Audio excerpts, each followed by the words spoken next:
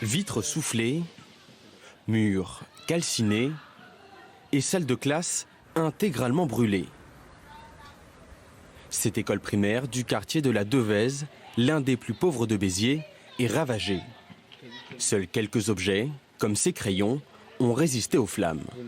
C'était le soir d'Halloween et il y a un certain nombre de jeunes garçons, jeunes parce que c'est les éléments qu'on a, qui après avoir tenté de mettre le feu au collège juste là, ont mis le feu à une voiture devant le collège, ils sont venus ici, et là ils ont réellement réussi à mettre le feu, puisque aujourd'hui tout le bâtiment est détérioré, les poutres, vous avez vu, elles sont plus droites, et il va falloir détruire ce bâtiment et les 17 classes qu'il y a à l'intérieur. Un adolescent de 15 ans, soupçonné d'avoir participé à cet acte criminel, a été mis en examen. Soutenu par le Front National pour les municipales de 2014, Robert Ménard avait fait de la sécurité son argument principal pour conquérir l'une des villes les plus pauvres de France. Installé à la mairie, il affiche sa détermination à lutter contre l'insécurité. Il arme ses policiers municipaux, augmente leurs effectifs et multiplie les caméras dans la ville.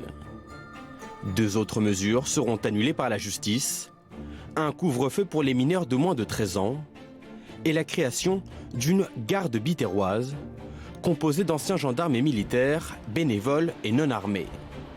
Mais Robert Ménard se félicite des résultats de sa police municipale. 1700 interpellations en 2018, c'est 19 fois plus qu'avant son élection. Nous, on arrête un certain nombre de gens, on les amène dans un commissariat. Qu'est-ce qui arrive ? Il arrive que la plupart ressortent du commissariat sans beaucoup de problèmes parce qu'on estime que c'est des délits pas si importants que ça. Combien sont conduits en prison? Combien restent en prison? C'est ça le souci. Mais pour son opposant aux prochaines municipales, Robert Ménard cultive la provocation et crée des tensions.